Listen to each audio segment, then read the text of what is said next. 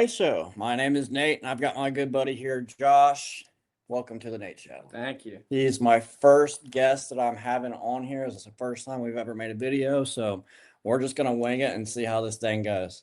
Um, I think we're gonna start off. We're gonna talk about some life lessons and recovery, and this is one of the best guys that I know of to give us that. So, um, Josh, you want to go ahead and just kind of like tell us a little bit about your childhood and your upbringing, and just kind of give us a start out on how Josh started his life.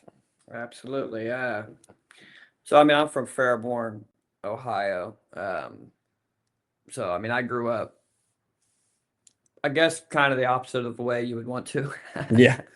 But I would use all that stuff as like an excuse to stay sick a lot of the time too. But we grew up with no money and being around the other kids that had money, and then that kind of feeling of like, and then it kind of I learned to play a character everywhere I went. You Okay. know what I mean? So Yeah. like other people had and I didn't, but I would pretend I did, and to try to fit in with them. Gotcha. That Yeah. kind of feeling a lot of the time, and then I'd go back home to a completely different life. So I had like a dual thing going on at all Right. times. Yeah. Can't really know what's going on at home. This is the version of me I want you to know. And in recovery, you know what I Mm-hmm. mean? Yeah. But as a kid, it was about money. It was about, I felt like we were have-nots and there were haves, Absolutely. it kind of just allowed me to alienate myself from people. You know what I mean? Brother, I get it, man. I grew up in a trailer park, and my trailer was white and pink. I was so embarrassed of that trailer. I would never have friends over, and then there would be sometimes I'd come home and the lights would be off and candles would be lit. Right. You know what I Yeah. mean? So very similar upbringing. Do you want to hit any more on your childhood or your teenage years? Well, I was a super depressed kid Hmm. too. So like on top of like all the external like facts of it, like you Hmm. can't really run away from the power being shut off, and you can't Hmm. really run away from that kind of deal. But I feel like now that even if I had a different kind of upbringing, I would have had the same mentality. I felt like, I was just a depressive kid, for sure. I'm smaller than everybody else. You can't tell, but I'm smaller than everybody else, and that kind of made me feel different. I had a whole bunch of factors that helped me feel completely different than everybody else. Hmm. And then I had big dreams. I wanted to be a pro wrestler. I wanted to be in the NBA. You know what I mean? And I'm trapped in this 5'5" body. You know what I mean? Yeah. So like that didn't help. And then I had older brothers that were like the bullies of town, like Hmm. the tough guys and all that stuff. So I kind of always wanted to be one of them, and it happened eventually with just the 5'5" psychopath version of it. Yeah. But yeah. That was a question I was going to ask you is if you had grown up in like a successful household that was, you had money and you had positive mentors around you, do you think you still would have turned out going down that road, or do you think you would have probably stayed away from it and went and did the college thing and had a normal life? Um, it's one of those strange things where it's like I've known a lot of guys in recovery that had that, Mm, and forever whenever I first came to recovery, I felt like, hey, I can't recover, but you can because you had that or whatever. mm, But mm. then now with some years sober, it becomes like, whenever I was out there living like a wild man, I didn't have nothing to miss at all, and they did. You know what I mean? Now, Yeah, do I think if I had positive men in my life that it would have made a difference? Absolutely. yeah, Yeah. Like yeah. my main role models were probation officers and stuff. Mm, You know what I mean? okay. Those were really the only consistent men that was around, other than Yeah, my older brother, who was just as lost as I was, sure. and trying to be a dad and to some stuff he didn't have to do. You know what I Yeah, mean? yeah. But yeah, I feel like being a positive and strong and committed man affects my son, so I don't Mm. see how it wouldn't have affected me. Right. Yeah, I think all children are easily molded by their surroundings, but I don't think that's 100% it either. when I was younger, I'd never gotten into just enough trouble to get like probation or anything like that. So I didn't even have probation officers as mentors. Like it was just, parents on drugs, and like everybody that I was around, all the adults in the trailer park, they were all on drugs. My friends were all on drugs. So I really honestly at a time, like I thought that if you didn't do drugs, like there was something wrong with you. But there wasn't anything wrong with me. But we're not here to talk too much about my story. I like it. Is there any like so you don't think there was any role models or anything that stuck out when you were a kid or a teenager that kind of warned you about this life? I had one. I had Yeah. I had a girlfriend in middle school whose dad kind of was like, he just had a calmness about him. And I Mhm. think, and we were together for a few years when I was a kid, right before the drug abuse really. I mean, I was smoking weed and drinking, but Mhm. right before it kind of went off the rails. And he was just kind of like you can tell that he knew what that path was going to look like. Yeah. Because all I like, just like what you said, every aspect of my life was around addicts. You know what I mean? Mhm. So I thought that everybody secretly did. You know what I mean? My 100%. teachers, I'm like, don't lie. Everybody. You don't We have know to what you're lie. doing. You know what I mean? That's how it felt. Absolutely. Yeah. And then I've learned and I also felt like there was more bad people than good. You know what I mean?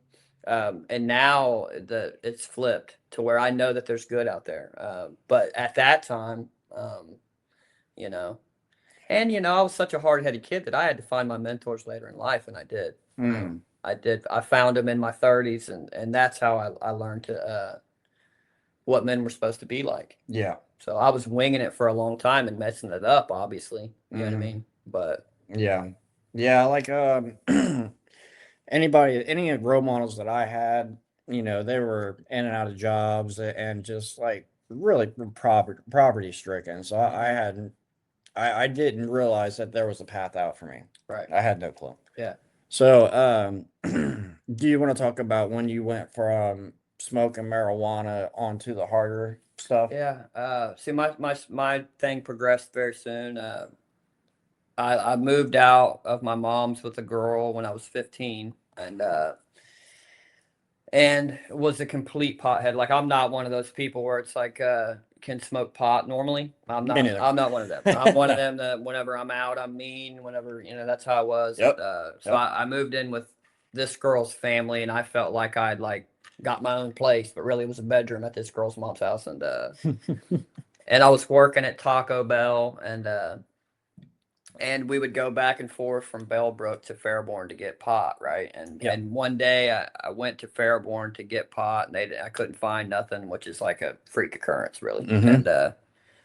And my cousin had heroin, right? Mm. And this is Damn. pre fentanyl. This is heroin. Yeah, yeah. The real thing. Yeah, the real thing. And so at that point, I think I had experience with cocaine and stuff already, Okay. but not like nothing ever really had its claws in me, really, except for pot.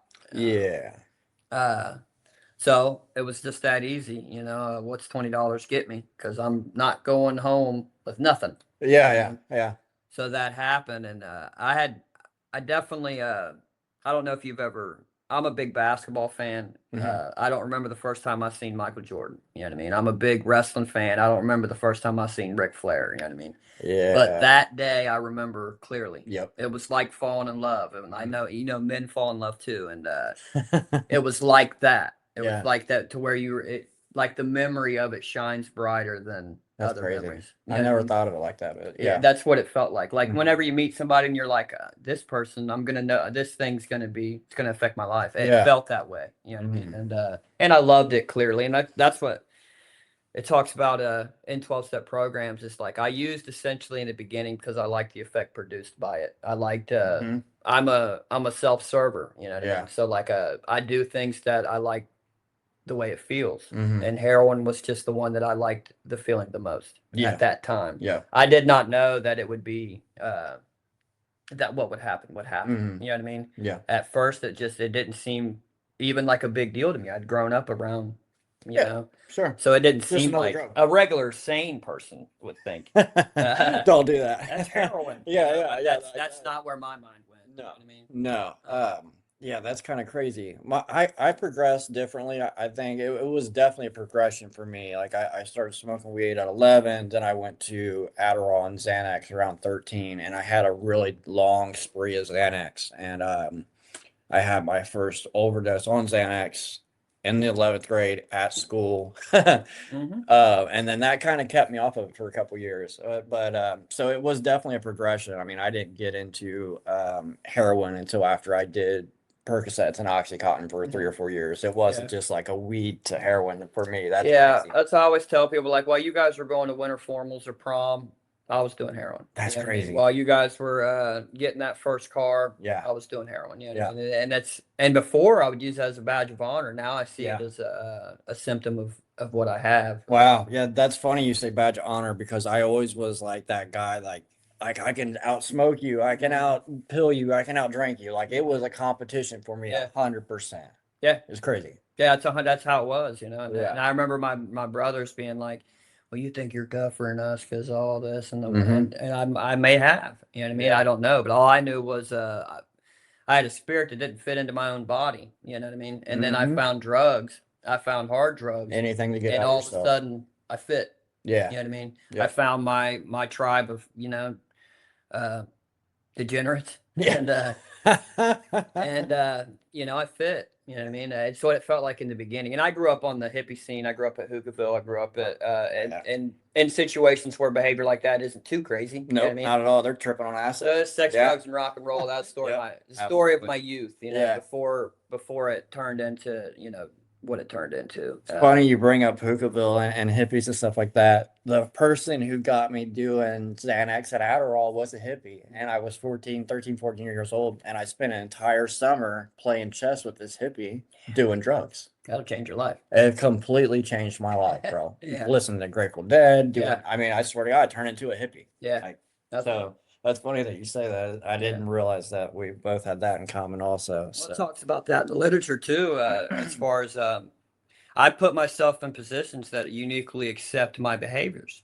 You know what I yeah. mean? So even Yeah. even with sober life, Hmm. like if I'm going to be around the people that are two characters, just like before, Hmm. I will be around those people. You know what I Right. mean? Instead of like picking the winners or whatever it is, Mhm. I want to go where my behavior is readily accepted. Yeah, and this is another reason why I wanted to do these videos and these podcast type videos is because I want people who are not familiar but with drugs and have never used drugs but have like family members that are on drugs to like kind of like get into the mind of people who are addicts, are recovering addicts, and like realize that we're not just degenerates. Like this was a progressive thing that happened from early on in our childhood that you know we almost weren't we almost had no chance, Right. and in my opinion we didn't really have a Yeah. choice in the matter Yeah. at the beginning. Yeah. you See, know I could talk about choice for hours. yeah. And you open that door with somebody like me, and it turns into, I could just talk about that forever because Hmm. I don't know if people choose to have diabetes. You know what I mean? So Yeah. I wouldn't say that. I think that I was separated from anything good Hmm. for so long that I grew to this point of like I wasn't really able to make healthy decisions or choices at all. How could I have been? Yeah, So by the time those things start, it's like we both started so young, man. yeah, You know what I mean? Did we have a choice to pick up a drug? Sure. But we were 11, 12, 13 yeah, years old. You know yeah, what I mean? Like, try to think back when you were 11 or 12, 13 years old. If you were in a situation like we were, everybody was doing drugs, and that was the common thing for you to do. mm, You know what I mean? Like, what decision do you think you would have made? right, You know? So like, actually, like, I was so clueless that the first time I got dope sick that I didn't even know what it was. yeah, You know what I mean? I just knew I felt horrible, and then buddy came over and he was like, "What's wrong with you?" And you know, I told him I hadn't gotten high in a few days or whatever. And he's like, "Let me look at your pupils." He's like, "Dude, you're dope sick." And I was like, "No, Yeah. dude, I'm not dope sick. What are you No, talking dude, about?" I get the flu every 6 hours. Yeah. I had no fucking clue what Yeah. dope sickness was until I experienced it. And Yeah. it's fucking awful. I mean, it just feels like the skin. You're like you're crawling out of your own skin. You're on Yeah. fire. Like you're cold. You're on fire. Like it's so hard to explain, but it's also goes into that takes away your choice. Mm. You know, Yeah. once you're that far along where you're dope sickness, you don't have a choice unless I didn't have a choice unless I was institutionalized one way or Right. another. See, I think Yeah. that there's this thing too. There's this being physically dependent thing, Mm-hmm. which anybody in the world can use drugs and become physically dependent. And then 100%. there's the addiction side of it. I Okay. think that there's two sides of it. You know what I mean? Because you know what I mean. If you know, stop drinking coffee today and watch what happens to you. Yeah, you You know start what I getting your You migraines. could be and- physically dependent on it, just Absolutely. like anybody could. Yep. But then the addiction side of it, especially when it comes to with alcohol, it's a Mhm. lot. It's a lot different. I think that when you're in treatment, like if there's people watching this that are fresh out of treatment or any of that stuff, and you just think that you've made bad choices or that you're somehow weaker than other people or whatever, that's not Yeah. the case. It's Yeah. just not. I think that I think that there's just something that makes us bodily and mentally different than them, is all. You know what Yeah. I mean? And thank God that there's a prescription for that. That's not Xanax. We're very fortunate Yeah, we are. to live in the time that we did because back in the 30s or 40s, they would just lock you up Oh, into an insane asylum and you know, Yeah, drug you even more. we would have got lobotomies. Yeah. Yeah, exactly. Yeah, 100%. And I don't think the type that we are, I don't know if we would have been cured back in the day. I don't know. Yeah, without the inpatient, 30-day inpatient, and then being medically detoxed, Mhm. you know, gradually, I don't know if I would have ever gotten clean. I don't know. You know, Yeah. that's like, thank God we live in this Yeah. like this part of life now where it's almost more accepted than I've ever. You know, I've Yeah. been in and out of recovery for 20 years. You know what I mean? Right. But like this time, and I'm coming up on 7 years sober. Yeah. It seems like Oh yeah. it seems like the communities kind of accept us more. You know? Yeah, yeah. People that aren't familiar with drugs, they're just becoming more knowledgeable, and you Yeah. know, we can't be mad at them for being ignorant. They just didn't know. I mean, you'd be pissed too if somebody kept stealing your lawnmower.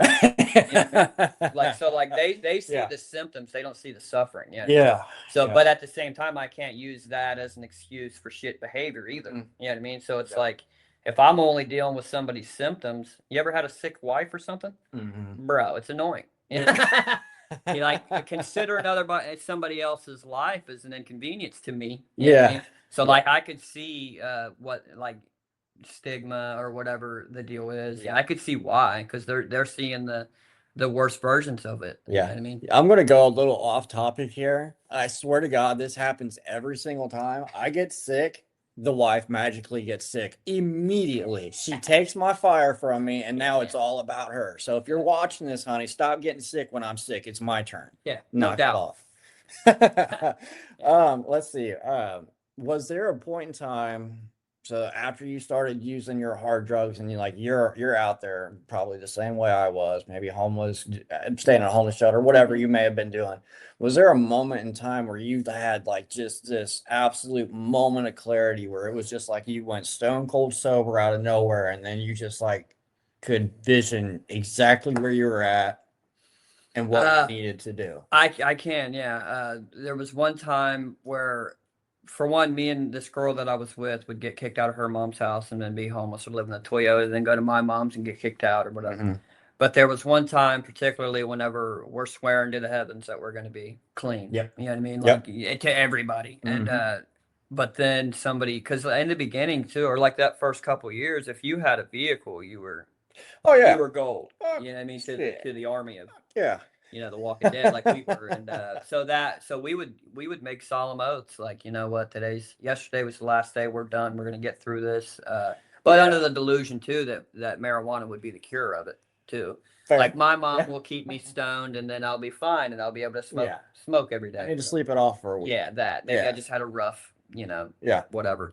But and then we get one of them texts, so I send her to go get some stuff, and she comes back and she's used already. My mom catches her with mine. Mm-hmm. I don't get it, right? Mm. So then I don't know if you've ever been so mad that the walls are changing colors Yeah. and that like, I'm talking I'm the type person that needs like the earth shaking beneath my feet for me to consider change. You know Okay. what I mean? Mm-hmm. So in that moment, the walls are changing colors. I'm ready to like just snap on everybody. Yeah. And I go into the bathroom, I start beating the door down from the inside and all this. And then just for a brief second, it was like, this thing's got a hold of me. It's Yeah. got a hold of me bad. I'm 18 years old at this point. I'd already been using the way that I used, which is, IV. That's young. Yeah. That's So I'd already been using for 3 years at 18. You know what I mean? Wow.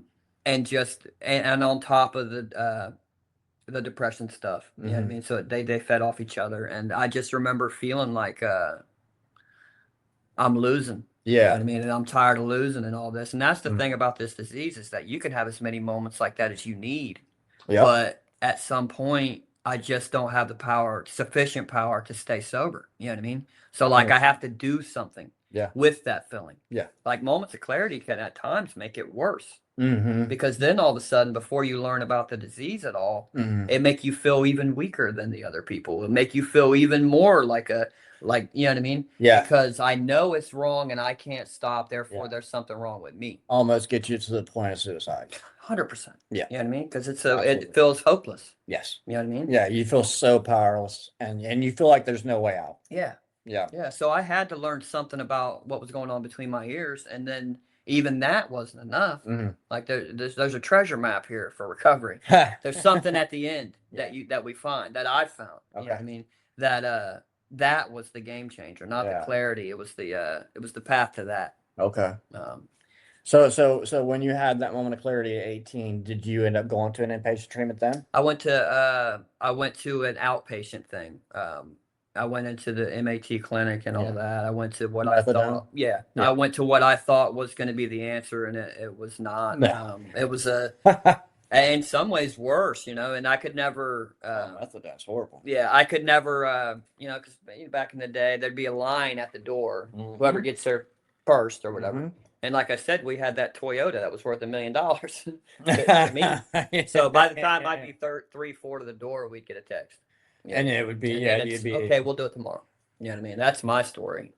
Yeah. And that's the thing. I could have moments like that and use for another 10 years. You know what I mean? For sure. I never actually went down the methadone route. Yeah. Yeah, methadone was starting to be frowned upon by the time I started coming in. So it was turning more towards the Suboxone area. Yeah, I and went stuff that like way too. And I'm like, this ain't getting me high enough. That's what it felt like. Yeah. Okay. And then I tried it for what it was for, and it's still just, Mhm.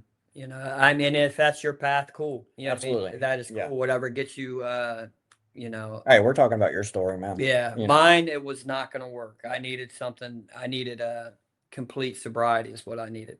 Perfect. Okay, so 18, you go and get on the methadone. Obviously, you're only 7 years clean, so there obviously was some more disasters along Yeah, the way. So 100%. so what happened from 18 until Well, at that point, it's like, and it's crazy. I could say all that, and then I could be like, and then it got bad. But then it got bad. yeah. You know what I mean? Then all of a sudden, I wasn't allowed around, Yeah. anybody, and it Yep. was just me and this girl, and I became dependent on this girl. And I think that early in sobriety too. Again, if you're starting your journey now, I think it's pretty easy. Like a fact about me is it's way easier to please my body than it is my spirit. You know what I mean? Okay. Yeah. So I will please my body with drugs or alcohol, with women, Mhm. with food, with whatever. Yeah. So anything that makes me feel good, I think, is the answer to my problems. And Yeah. that's not always the case, right? But so this girl, she eventually gets caught stealing a bathing suit in November. That sounds about right. Yeah. Okay. So she gets caught stealing a bathing suit on clearance in November, and then the cops, they take her, right? Yeah. They force her into treatment, and treatment convinced her to break up with me. Oh, assholes. Yeah, I was gonna burn that place down. Fuck those guys. But whenever you lose what you think's your higher power, I fell into the dark, right? It was another reason for me to just like feel completely hopeless, right? Did the same thing. So that Same happened, thing. that bad breakup, because I think men too, and maybe I'm different, I don't know, but I think men don't like talking about love or heartbreak or anything Mhm. like that anymore. Like somehow we're immune to it, Yeah. and if you are, there's probably a dual diagnosis thing going on. But Yeah. so Yeah. You might want to take a look at that. yeah, so that happened, and then it's just worse and worse and worse. Just you by yourself. It's me by myself, and then Yeah. again, I'd felt alienated from my brothers. Eventually, Mhm. I make a commitment, like, okay, I'm going to mom's this time to get sober for real. I Mhm. show up, and my brothers are using too, right? Shit. Except for they're allowed there. Okay. Yeah. They haven't Yeah. stolen anything yet. Hell no, they probably have. I think I Yeah. was the first of mom's kids to, She So resented you. she didn't know how to, like. There's nothing like there's few things in life harder than loving somebody completely and not knowing how. And I think that she had that. I was her first son that she had to deal that with, so she tried the tough love thing, Yeah. and it didn't work or whatever. I don't know, Okay. But with them, she thought maybe if they're here, She I tried could a watch different them better. Well, yeah, she tried a Yeah. different route, but Okay. whenever I showed up and seen that, that's not what I seen. I seen she loves them more than me. You know what I mean? Yeah. So, Yeah. but Yeah. then I have some one running. My brother, I had one brother that could be my partner in crime, So Mhm. then like that kind of boosted me for a few more years of at least I had that. Yeah. You had somebody. Yeah. Gotcha. Yeah. And then Yeah. at that point too, I'm trying like my type of woman became anybody that would accept me. Mhm. So I started hanging out with some. Yeah. I got real comfortable being by myself. Yeah. I went and ran amok for a couple years in Columbus by myself, and it was almost nice for me because like I didn't have anybody to disappoint. Mm. So if I didn't But have anybody to disappoint me, I could just do as much horrible shit and stick as much shit up my veins as I possibly could, and right. who gives a fuck? Who cares? Yeah. Yeah, that's what the self-centeredness thing will do. Yeah. It'll turn it into nobody cares anyway when really Yeah. I think people always kind of loved us. They didn't know how, and we didn't know how to Mhm. let them. And you know what I mean? Yeah. I mean, I had a couple people I would hop on the bus in Columbus and they'd be like, "Why do you smell like a campfire?" Well, I was trying to stay warm last night. Like I live in a campfire. And then they start trying to, like a perfect stranger starts trying to have a talk with you about how Right. fucked up your life is. Mhm. You know what I mean? Which So makes you feel worse. it does. Yeah. Yeah. I had a moment in Columbus where it was Christmas Eve and I was in the middle of downtown. It was snowing. It was completely dead because it's Christmas Eve. Like it's Christmas the next day. Mm. And like I had this crack pipe in my hand, dude, and I had that moment of clarity of like where my life was and how fucked up I was and how alone I was. And like the only thing I had was drugs. And I like smashed my crack pipe. And like I'd like to say that was the last day I got high, but Right. the next morning I was pissed that I smashed my crack pipe. No. Like son of a bitch. Yeah. But anyways, like you're right. You have as many of these moment of clarities as you possibly want. It doesn't really, Mhm. nothing changes until it Yeah. changes. Yeah, I mean, recovery is an intentional action-based solution. You know Yeah. what I mean? Like there's steps that Yeah. have to be taken. You know what I mean? For me to recover. You know what I Right. mean? There's a difference between recovering and being sober. You know what I Mhm. mean? And like I had to participate in that. Right. Yeah. And like people that are watching this that are not that are watching me and him and think we're completely fucking insane. Like it's just like we live two different lives and like people that aren't familiar with it just don't understand. And then me and him can sit here and talk about it and joke about it and we can laugh about it and just relate because we've both been through so many similar situations. Mhm. Why don't we talk about the last time you got high? Well, one of my things I thought was going to be the cure was leaving Ohio, right? So I took off to West Virginia, met a girl, and then I tried because I'd been to treatment at this point already, Mhm. but then couldn't stay sober. But I'd been to treatment, so I'd been in and out of the 12-step rooms, and Starting to get familiar. starting to get familiar and at least like understand their language or whatever. And so I tried to go and build that without doing the work that they did to have what they had. So I just wanted to go and get the job. Yeah. I didn't even know anybody that was married really, so Uh-huh. I wanted to try that. Yeah.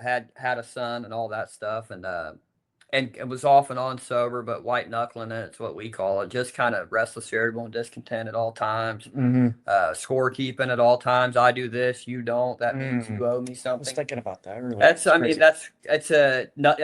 that's a symptom of what we have just as much as Mhm. using drugs is. You know what I mean? And so I'm off and on. And then I do this thing where I've got this victim mentality where I will do my best to push you out of my life, and then when you leave, I blame you. You know what I mean? Okay. Yeah. So that's what I did. That's what I did with this girl, right? Except for so I pushed her away. She winds up. I used to call it she cheated on me, and now I see it as she escaped an abusive relationship with me. Golly. Right, and then so Funny. and I remember because I'm a guy with the gift of gab, right? I'm the guy that can talk. I've always had to be able to sell me to you, right? Like we was talking about, and but in this moment, like, and I like to make my suffering as much as I can, right? So Yeah. she's going to be with this guy. I'm coming home with Silas, a 5-year-old, right? Okay. So I watch her walk away out into the fog of the window. Watch her walk every step. She's gone then. You know what I mean? Mm-hmm. And all of a sudden, like this ability to articulate stuff goes away. It turns into this like ball of confusion, right? It turns into this ball of fear. And all of a sudden, everything I've ever resented in my life, and it's just in the front of my mind, and I'm terrified. And I'm coming back to Ohio, right? Okay. And I'd been up for a couple of days, right? Because I'd been up for a couple of days, and Are we talking about using up a couple days no or just up stress, thinking? stress Yeah. up, right? Yeah. And so I'm terrified, and whenever I have that, I'm just sitting there. I remember what I was wearing, just like whenever I first started. Mm.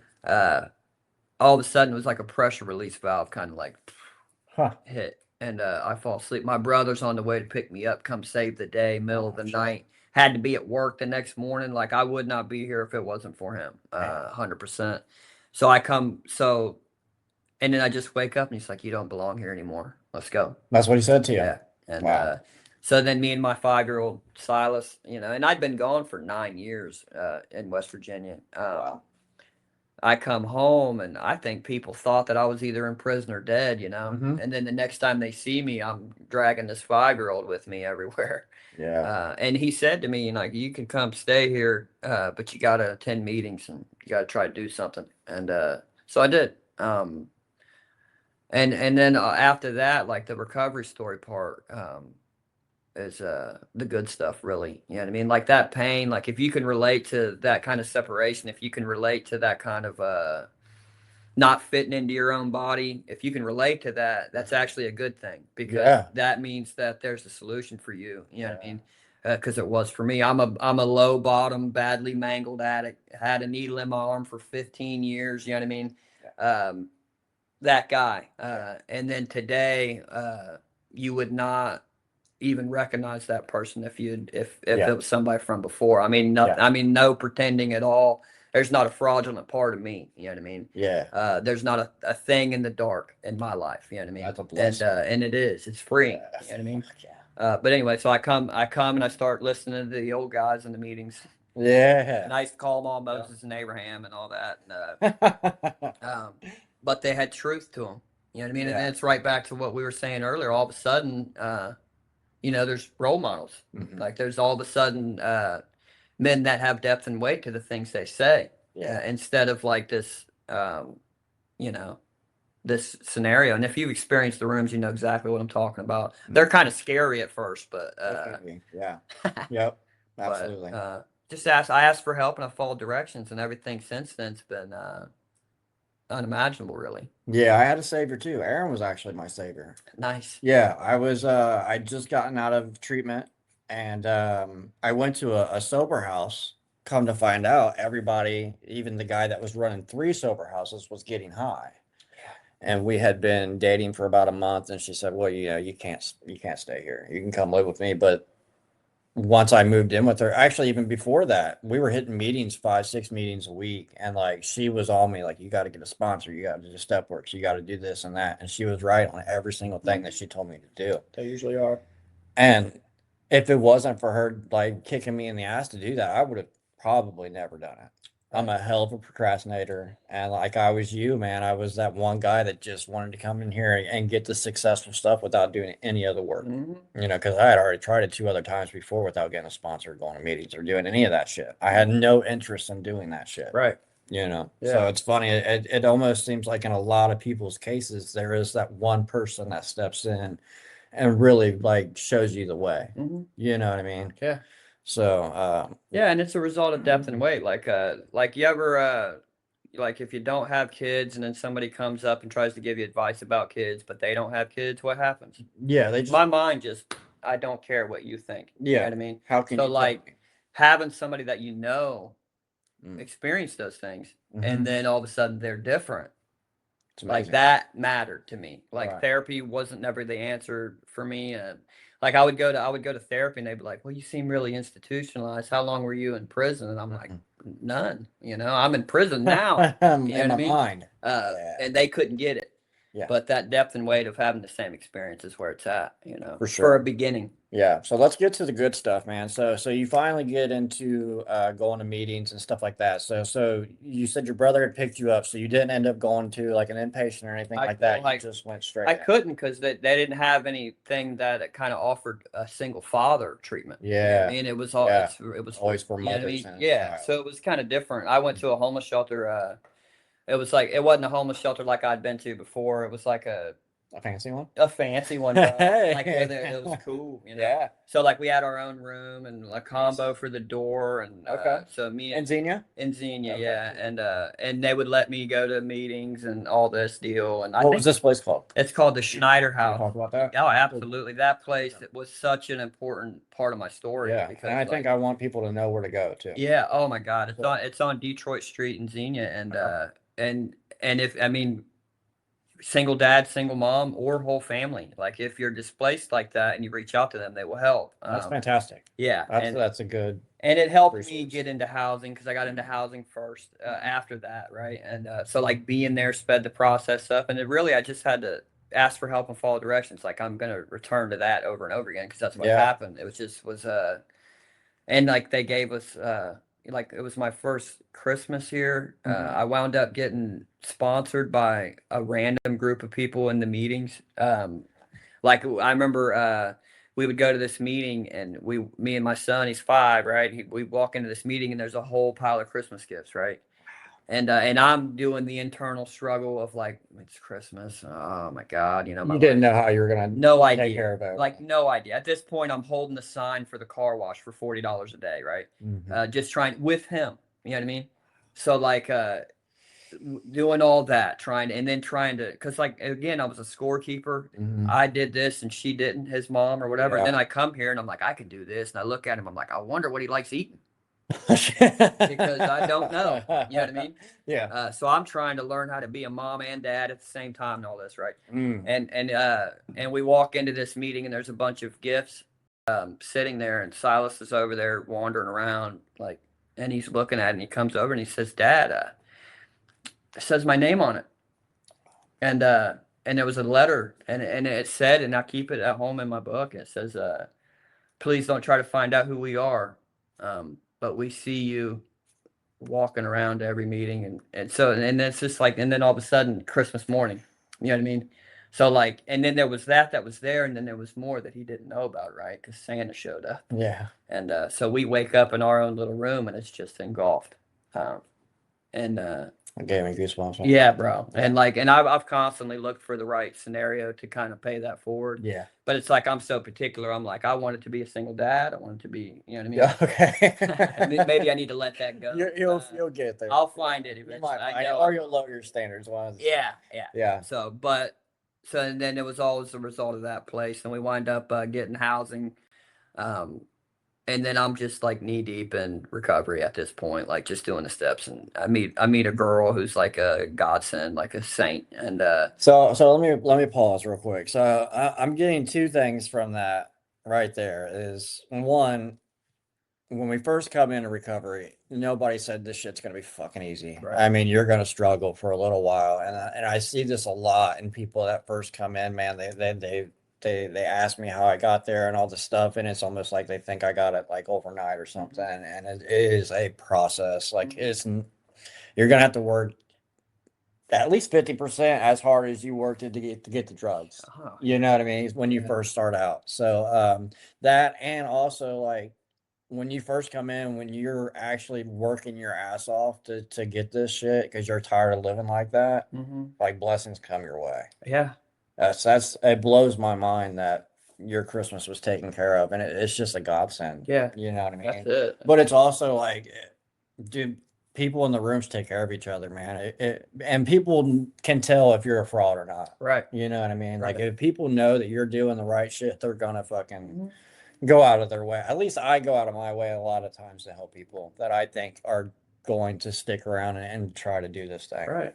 I mean, my So- first house I got in recovery, that wasn't a piece of furniture that wasn't given to me by somebody in the room. Exactly. I'm talking everything from Yeah. the TV to the rug to the dishes, Yeah. all of it. Yeah. And but when you're getting all these blessings, man, you're getting all this like this is the first time for you probably, and for me too. Like this is the first time anybody's ever done anything for me. So like this just motivates me even more Yeah. to stay on the right path. 100%. How Yeah. can I possibly let these people down that just went out of their way to buy my Yeah. kid Christmas? You know what I Yeah. mean? Like Yeah. I couldn't. Yeah, and that was the thing too. I followed directions with that because it said, don't try to find out who we are. It wouldn't have been hard to find out. Right. You know what I mean? But Yeah. whenever it said that, there was just so much gratitude there that it was like, okay, Mhm. I won't. You know? There's so many lessons in that, man. Yeah. Yeah. Like just freely giving away what was given to me. It blew my mind. You Yeah. know what I mean? But then like what you were talking about, yeah, I mean, I think the struggle in the beginning, I think that one thing I'll say is like is that the external stuff is the easiest part of it. Mhm. You know what I mean? Because I can build another sandcastle. You know what I mean? I could get a job and keep it. You know, Yeah. it didn't. You know what I mean? I had work ethic issues for sure, Yeah. Yeah. but getting a job and keeping it's the easiest part of sobriety. You know what I mean? It's the internal stuff. That's the stuff that because what happens whenever I'm getting those blessings and I've blotted out the solution so long that I think I did it. You know what I mean? Right. You know what I mean? Yeah. I'm at the point now where I don't believe any of it was coincidence. I believe Yeah. that you know, and that's where, you know, I know that we live in a world where some words, you know, can shut the door. We can freely speak here. Yeah, well, I believe firmly in the power of God, and I believe firmly in the power of prayer, Yeah. and that's where it started for me. It's like I learned that I'm an undisciplined person, right? And I came to believe as a result of insanity Mm-hmm. that maybe there's something more. Yeah. And I looked at that, and I mean looked at that, Yeah. uh, Yeah. Yep. and as a result of that, blessings happen. Everything else is a byproduct of that. You know what I mean? Of you finding a higher power. Of me finding a higher power, Yeah. and then trying to make a relationship with that higher power, not just using it for foxhole prayers, you know. Right. And then letting that thing grow, Yeah. letting it grow, letting it blossom into a friendship, what it is, you know. Yeah. And Yeah. and as a result of that, I'm you know, I was one way, and then I was completely different, and everything in between there was God, everything. You know what I mean? There's not a productive word comes out of my mouth that isn't from Him. Okay. So Well, we've got to talk about how you got there. Then I don't want to skip over anything, but building a relationship with your higher power is a process, and it's Mhm. something. You know, 2 years ago we went to that men's retreat, and I had told you that I'd struggled with Mhm. getting a connection with God. So any advice or just your story maybe on how you got that connection with your higher power would be super helpful. Well, the program's designed a higher power of your understanding, right? Mhm. So you kind of, and this guy that recently passed gave me this assignment. He's like, I want you to go home and write on a piece of paper the things you think God is, right? Mhm. So I go home and I'm like, God's powerful and God's all knowing and I'm a poet, right? I can come up with some stuff. And I bring it back to him and he's like, that's close, but try it again, you know? Okay. So I go back and I'm like, you know, God's this and God's that and all this. You And weren't really trying too hard on I it. was trying to impress him. really. Okay. So I'm coming up with some pretty poetic stuff, right? Okay, I And I gotcha. take it back to him and he's like, you know, that's almost right, but you had it right with the first two words. God is, you know. And that was enough for a beginning. Like, okay, and it didn't turn right away into this where I'm at now. Yeah. But it says that we're an undisciplined lot. So whenever somebody asks me to do certain things, like get on my knees and pray in the morning and at night. I Yeah, did it, right? makes a difference, And yeah. I would do it maybe to prove that they were wrong. Yeah, You know yeah, what I okay, mean? yeah. And then, but as a result of that, and then the facts, like the things that were happening, like my life getting better, not just externally, but internally. All of a sudden, I liked me. All of a sudden, like I got good advice from my son and stuff like that. Yeah, you got And I'm like, patient. yeah, all Yeah. those things started All happening. that. I'm like, okay. So then I start adding to that. You know what I mean? Like I Yeah. enjoy things that make me feel good spiritually. I enjoy reading my Bible. I enjoy watching shows that are about those things. They feed me. Okay. You know what I mean? They feed Yeah. me. So Good I stuff. enjoy that. I enjoy theology. I'm a nerd. You know what I mean? Yeah. I enjoy learning. Right? History. So I start doing that, and adding and then continuing to add, and then one day, without warning, man, unbelievable stuff becomes believable. So it's like going to the gym. It's 100%. putting in reps. 100%. And what Yeah. happens when you go to the gym, right? You get bulky. And you get sore. Yeah, Right? yeah, okay. So like you're using muscles you've never used before, right? Yeah. So the same thing happens to us spiritually. Mhm. Like if I'm trying to understand something that's hard to understand, I'm using parts of my spirit I've never used. I'm gonna That's a feel fact. sore. You know what I Yeah, mean? that's a fact. And that's gonna That's weird. I never looked at it that way. yeah, and it's gonna come out here. All of a Mhm. sudden, I'll have a shorter temper at work. All of a sudden, you know, my son better listen the first time or whatever because I'm sore. You know what I mean? Okay. And Yeah. it's not a sign. It's not a sign of doing bad. It's a sign of growing. This is all stuff I needed to hear. And like you know, how we'll eat ourselves up with guilt Yeah. about something. Mm-hmm. Oh, yeah. Well, Oh, that's not a sign of bad either. That's a sign of growth, right? That's a sign of okay, this I don't hurts. Don't belong do it here again. anymore. You know what I mean? Yeah. With this behavior, I don't belong with this whatever. You know what I mean? So like, Hmm. I just continue to seek that. I continue to seek what the real answer is for me. Yeah. You know what I mean? Yeah. And you know, and then like I was saying earlier, it's easier to please my body than my spirit. Mm-hmm. You know, like a relationship with God at times is going to feel useless. It's going to feel like hopeless, you know, because I don't get the answers I want right away. Not immediately. Yeah. Yeah, we want that fix right And now. when we get an answer, it's not the one I thought it'd be. You know what I mean? Right. But whenever I try to please my body, it's Uh-huh. easier. It works. Wow. You know what I mean?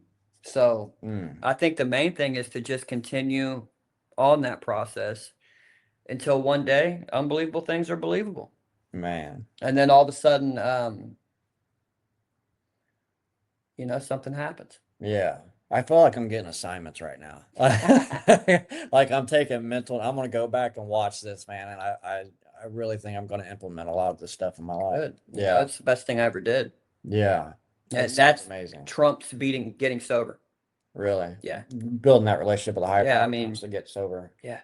I remember the first time I got sober, man, like the very first time, man, and I walked out of a building in Columbus and it was like I felt like a newborn baby, dude. I looked up and like colors were way brighter. I could hear the birds chirping, like people walking by weren't annoying to me anymore. You know what I mean? Like I saw them laughing, it made me want to laugh. Like it was like a whole new experience, Yeah. man. Like if you're somebody like me or him, man, and you grew up from ages 11 getting high for 15, 20 years and like you suddenly get clean, like it's amazing. Yeah. It's truly Oh, yeah. amazing. I remember the first time I seen snow on trees, Yeah. and I'm like, has it done that every year of my life? Yeah. Or is this the first time I see it? It looked like when you open a calendar to December or Uh-huh. whatever. I'm like, we live in that world? You know? No, I totally get And it, man. the world was brighter. You know what I mean? Wow. All right, so let's see. You find you're clean now, you're going through the steps and all that stuff. So you talked about the lady in your life. So let's talk about your family and where you're at now. Okay. Well, the lady in my life has been 100% a godsend. Mhm. Everything's a God thing, but that was definitely one. She was newly sober when we met too. So we've kind of like been on this journey together, which they'll tell you don't do that and all that stuff, and maybe you shouldn't, but sometimes it's the right thing. We've been together for 7 years, you know what I mean? Yeah. Yep. So it just and she works in the treatment field too, so I kind of see like that side of it and like the stress and all that we used to put people through, you know. Yeah. She brings that home a lot, and but she's just she's a strong woman, man, stronger than she should have to be. She's one of them, and She puts up with your shit. yeah, and my sons. You know, Ooh. nobody asked her. Nobody asked her to come and help raise a kid. You know what I mean? Nobody asked her to do that, Yeah. but it just was the way it was, and it's like how grateful I am that he has her as much as I have her. Mhm. You know what I mean? She Yeah. really, and that's the thing too. And you want to hear one of the crazy good advices I gave him? Yeah. I'm like, you know, you never treat women badly ever. And he's like, yeah, but what if they're blah blah blah? And I'm like, well, you know, good men are here to protect women from bad men. And he's like, well, then why are women here? And I said, to protect good men from themselves. Ha. You know what I mean? And Wow. she's just one of those people that unshakable, like unshakable faith and unshakable Yeah. desire to stay, and had it just as bad as we did, Uh, with a very normal childhood, with mom and dad that loved each other, married 40 years and all that stuff. Wow. You know what I mean? So that kind of helped too. She'd Whenever, be another one I'd love to get on. oh my God, yeah. Yeah, that'd be fantastic.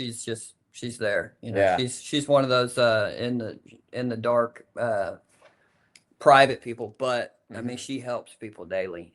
She Yeah. probably sponsors 15, 16 people too. So Yep.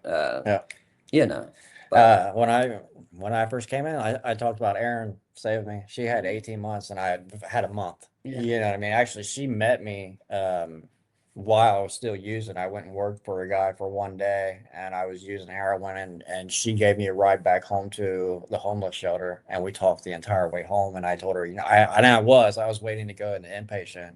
So like once I got an inpatient, you know, I saw her in meetings throughout my inpatient and like 8 years later we're still together. So I mean like they definitely tell you you probably shouldn't get into a relationship in that first year, but me and him are both sitting here and it's been a blessing to both of us also. 100%. So and also I think kind of where you're at in your life too plays into that. You know what I mean? If you're both in a position where you're just tired of living that old way of life, like you can 100% both be just coming in and make it work. Yeah, It's just all about where you're at and where she's at, right. in my opinion. 100%. But you got to take an honest look at that too. I mean, if you feel like your partner's not in that position, then you probably shouldn't be with that person.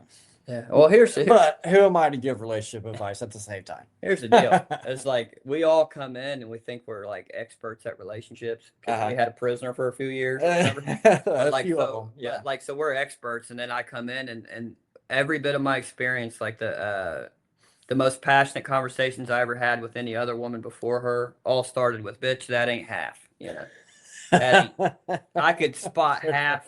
I could spot half of your shoe, bro, like without mistaking, and so I carry that experience. Yeah, I was into always the something. 75. I always got Oh, I- 75%. They get I half don't what's know left, why. you know. Yeah, yeah. But like, I got half of the so half. I have no idea how to love somebody really. Mm. And then I get in, I fall in love with somebody, and then we got to learn together. You know what Yeah. I mean? So like Yeah. that's where, and I think for sure where we were both at individually played a part. Like we were tired, bro, like Mhm. extremely tired.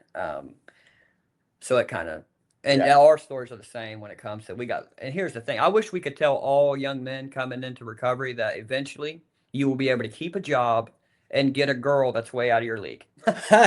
Because they Mine would too. stay. Bro. Yeah, I You know. And that's my story, is that I got one that's just way out of my league, and a gift from God. Yeah, absolutely. Let's see. Is there anything else that you would want to talk about or hit on with recovery or you know, going to meetings or whatever it may be? I think that one of the main things, you hit on it earlier, but that the rougher parts. I think that to live under the delusion that I'm going to be sober and everything's going to be fantastic sets people up for failure. Really, Yeah. the tougher parts of my sobriety really is what helped me learn more than the super peaceful moments. Right. Here's something I ran into was when, you know, I grew up poor just like you, and then I finally got some success and like I hit this point at a 5 year mark where I started like I guess the disease was working on me and I started envisioning like having this big old bag and like being able to use successfully or being able to use on the weekends. Like it was telling me all kinds of stuff. And eventually I relapsed. Like I had this success and that I had never had before. And I guess I wanted to use with success and see how that Yeah. went. Be the guy at the party with instead of the guy asking. I was the whole party. It was just me. There was there was nobody else, man. And I used for 2 months, and it was like I immediately knew it was a horrible decision. But as soon as I picked up, I was stuck. Mm. You know. Yeah. So have you gone through anything like that? Well, I haven't went back out, but I did. The toughest thing that's happened during my sobriety was whenever my son told me he wanted to live with his mom. Right, Okay. his mom lives in Mississippi and all this stuff. Mhm. So instantly, like at first, it's like I felt like I was being broken up with again or whatever, like that Yeah. pain, right? Yeah. And then I ceased fighting that and let him go, and I learned a lot while he was gone. He came back, obviously, like one school year later, he came back, uh, but I remember trying to realize like I've got to be careful. Go ahead. I've got to be careful where my identity is at. You know what I Mhm. mean? So like if I was relying on being Silas's dad more than I was on God, right? Mhm. So because of that, I kind of it shook me at the core of who I was, and I learned a lot more about myself while he was gone. So like making sure that I'm continuing to grow when things get hard is way more important than just showing up at meetings and telling about all the good shit that's happening to you.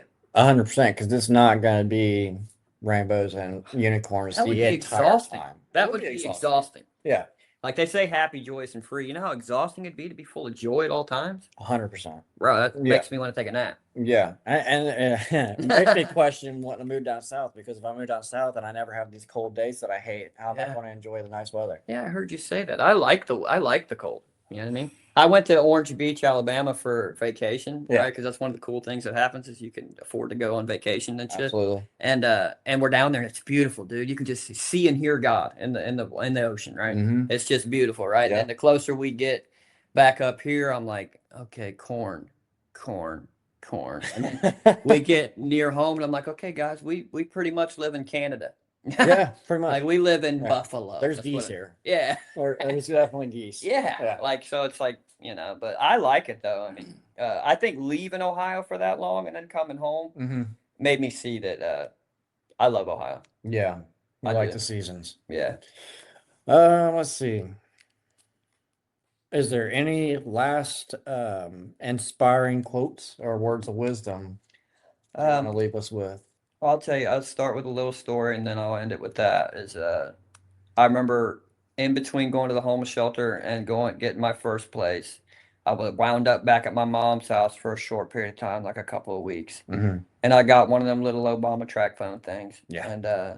And I'm just sitting there not knowing what I'm gonna do, not knowing if I'm gonna be able to stay sober. I'm got Silas and all these fears and all this change, you know what I mean? Yeah. And just not knowing and thinking about old people, not necessarily in my front of my mind to go use with, just to have somebody to talk to or whatever. Mhm. And I'm sitting there and it's like midnight and I get a text on my phone. I open it and it's my brother and he says, "You can do this." Right? Wow. Like he knew.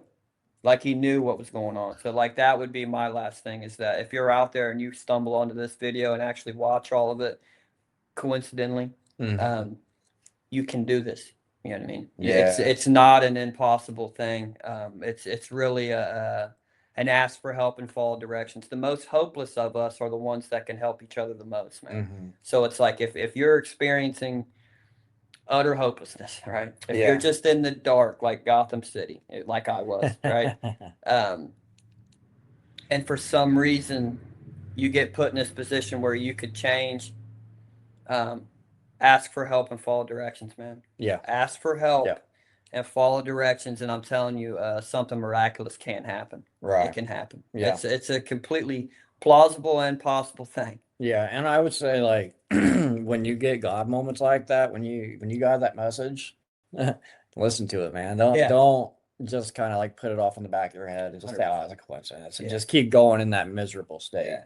Because I had God moments like that too before I picked back up at that Yeah. 5 year mark.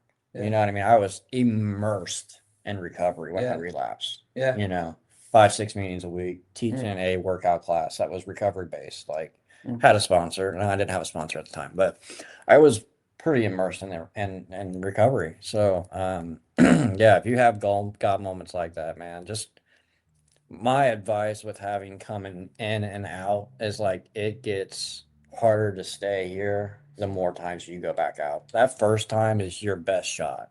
Yeah. Hang on to it for sure. Yeah, and it gets harder to participate whenever things are really good. I mean, Mike Yeah. Tyson said, Yeah. it's hard to get up and go jogging at 4 o'clock in the morning when you're sleeping in silk Silk sheets. sheets, yeah. You know what I mean? Yep. And like that can happen. Yeah. You know what I mean? So I've got to remember where I came from. Absolutely.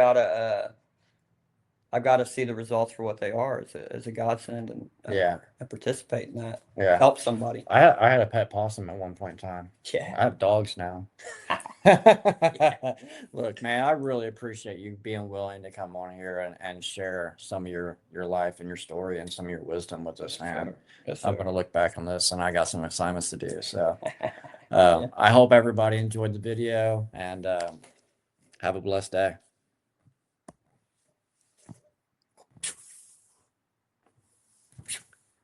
Did it end? Oh, shit, did